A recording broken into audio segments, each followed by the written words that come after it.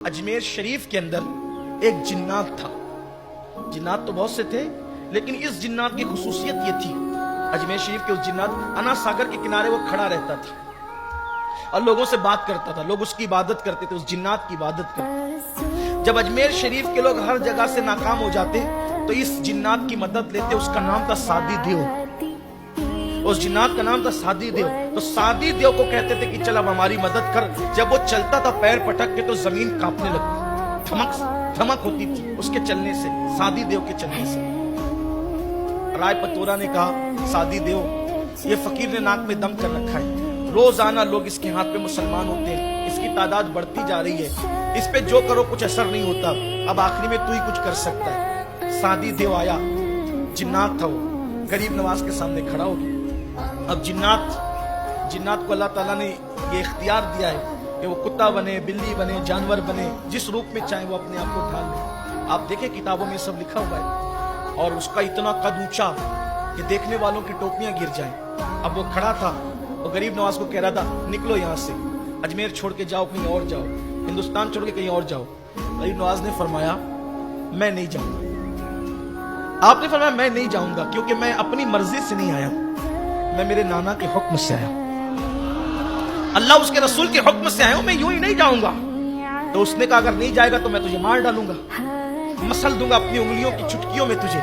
सरकार गरीब नवाज ने फरमाया, हम मुसलमान हैं और हमारा अकीदा है, अल्लाह ने मौत जब लिखी है तब आएगी। अगर अल्लाह ने मौत अभी लिखी है तो तेरे मसलने से मैं मर जाऊंगा और कोई बात नहीं, और अगर मेरे अल्लाह ने मेरी मौत नहीं लिखी है तो तेरे जैसे करोड़ों भी जमा हो जाएं तो भी मेरा कुछ नहीं कर सकते।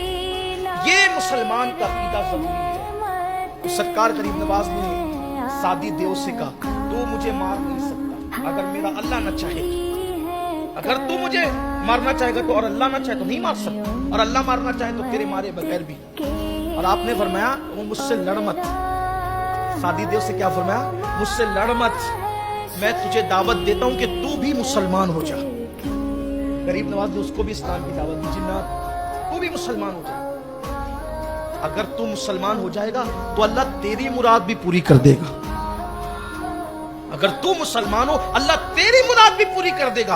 अब उसके पीछे पब्लिक खड़ी थी तमाशा देखने के लिए कि सादी देव क्या करता है इस फकीर के साथ। अब गरीब नवाज से कहते, अल्लाह तेरी मुराद भी पूरी करेगा।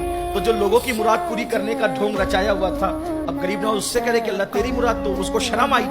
उसने कहा, मेरी क्या मुराद हो सकती है? उसने वहां पर थोड़ी सी शेखी बगा, मेरी क्या मुराद हो सकती है? फरमाया, बताऊं? उसने कहा, बताओ। तो फरमाया, दिन भर यहाँ खड़ा रहता है ना सागर के किनारे, लोग तुझे तेरी इबादत करते हैं, और जब रात को सब चले जाते हैं तो तू चुपके से जाकर के वो फलां बुत खाने में जाकर नहीं बैठता है, वो संगमरमर की एक मूरत तराशी हुई है, उससे तुझे प्यार हो गया है, और तू उसको कहता है उसके कदमों में बैठ के, मुझसे बात तो कर, मुझसे बात तो कर, लेकिन वो तुझसे बात नहीं करती। यही तेरी मुराद है ना कि वो तुझसे बात करे? इंशाल्लाह ये तेरी मुराद भी पूरी हो जाए। अब वो हैरान रह गया कि ये मामला तो सिर्फ मेरे अकेले का है, लेकिन ये फकीर को कैसे पता कि ये मेरी मुराद है, और इतनी बड़ी बात कर रहे हैं कि तेरी मुराद भी पूरी हो जाएगी। तो मरता क्या ना करता। अब छोड़ दिया सबकी फिक्र, क्योंकि उसकी मुराद दिल की पूरी होनी थी। उसने पढ़ लिया कलमा, ला इलाहा इल्लल्लाह मुहम्मदुर रसूलुल्लाह। अब कलमा पढ़ा तो कहा, चलिए ना, चलिए मेरी उससे बात करा दीजिए। फरमाया, जा, मेरे आने की जरूरत नहीं, जा और उसका हाथ पकड़ के कहना, चल तुझे मोइनुद्दीन बुलाते।